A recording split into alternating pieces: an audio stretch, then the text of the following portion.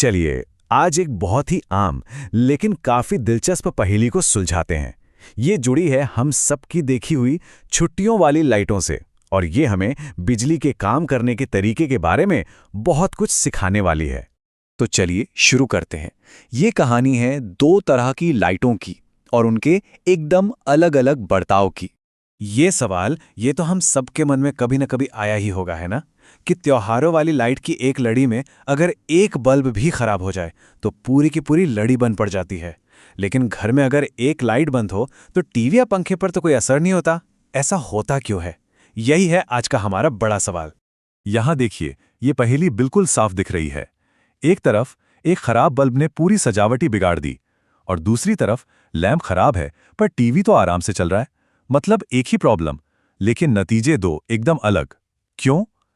इसका जवाब इस बात में छिपा है कि बिजली उन तक पहुंच कैसे रही है। अच्छा, तो इस पहेली को सुलझाने के लिए ना हमें पहले बिजली के 3 बेसिक रूल्स को समझना होगा।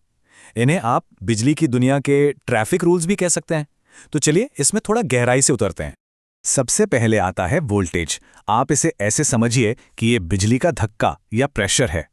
ये पहाड़ वाली मिसाल बहुत अच्छी है। जितना ऊंचा पहाड़ उतनी ही ज्यादा ताकत, उतना ही ज्यादा पोटेंशियल। वोल्टेज ही है जो इलेक्ट्रॉन्स को सर्किट में दौड़ने पर मजबूर करता है। अच्छा, वोल्टेज तो हो गया धक्का, तो फिर करंट क्या है?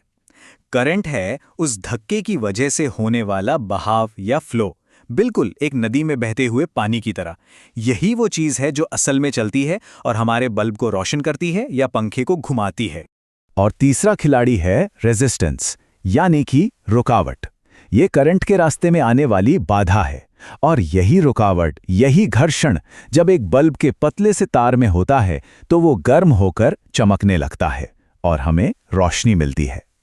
तो अब हम इन तीनों को समझ गए हैं, वोल्टेज, करंट और रेजिस्टेंस।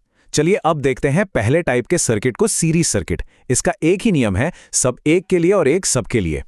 यहां देखिए इस डायग्राम में, एक सीरीज सर्किट में सारे बल्ब या जो भी उपकरण हैं वो एक ही लाइन में एक के बाद एक जुड़े होते हैं।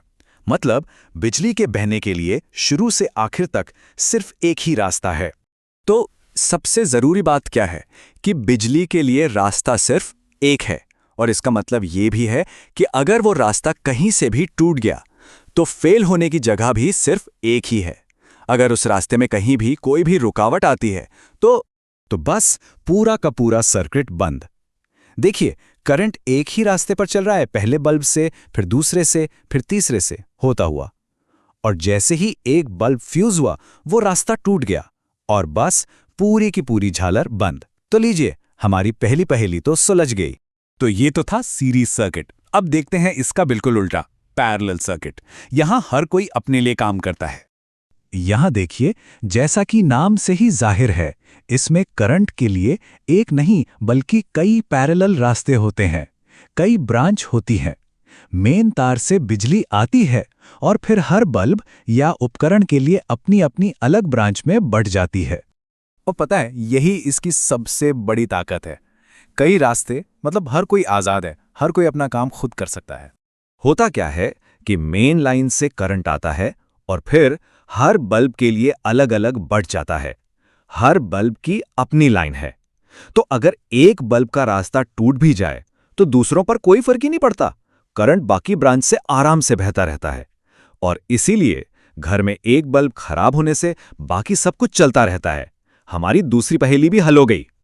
और बस इसी वजह से हमारे घरों की सारी वायरिंग पैरेलल में की जाती है, ताकि हम हर पंखे लाइट को अलग अलग कंट्रोल कर सकें। एक बल्ब फ्यूज होने से पूरे घर में अंधेरा ना हो और हर सॉकेट को बराबर वोल्टेज मिलता रहे।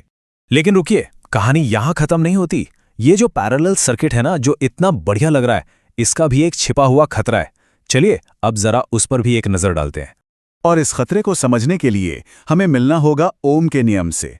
ये एक बहुत ही सिंपल पर बहुत ही पावरफुल फॉर्मूला है जो कहता है कि करंट I, वोल्टेज V और रेजिस्टेंस R से जुड़ा हुआ है। फॉर्मूला है I बराबर V बटे R। अब यहां एक बड़ी मजेदार और थोड़ी अजीब सी बात होती है। इसे पैरेलल सर्किट का पैराडॉक्स भी कह सकते हैं। होता यह है कि जब हम पैरेलल सर्किट में और डिवाइस जोड़ते जाते हैं, जैसे एक और बल्ब जला लिया या हीटर चला दिया, तो हम असल में करंट के लिए और नए रास्ते बना रहे होते हैं। इससे होता क्या है कि पूरे सर्किट की जो टोटल रुकावट है यानी रेजिस्टेंस वो कम हो जाती है। अब जरा ओम के नियम को फिर से याद करते हैं। हमारे घर में जो वोल्टेज V आ रहा है वो तो फिक्स है, वो नहीं बदलता। और जैसा हमने अभी देखा, ज्यादा उपकरण चलाने से टोटल रेजिस्टेंस R कम हो रहा है। तो इसका सीधा सा मतलब है कि जो टोटल करंट I मेन तार से खिंच रहा है उसे तो बढ़ना ही पड़ेगा। ये बहुत बहुत जरूरी बात है।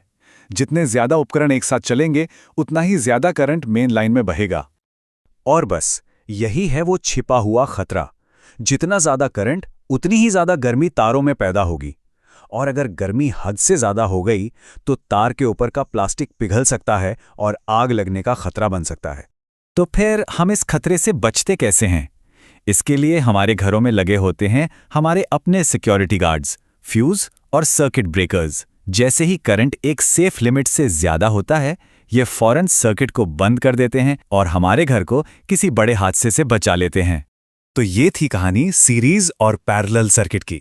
एक सीधा साधा रास्ता लेकिन भरोसेमंद नहीं, और दूसरा जिसमें कई रास्ते हैं, जो मजबूत तो है पर खतरनाक भी हो सकता है अगर ध्यान न रखा जाए। अब जब ये राज खुल चुका है, जरा अपने आसपास की चीजों को देखिए। क्या अब आप पहचान सकते हैं कि कौन सी चीज सीरीज में है और कौन सी पैरेलल में?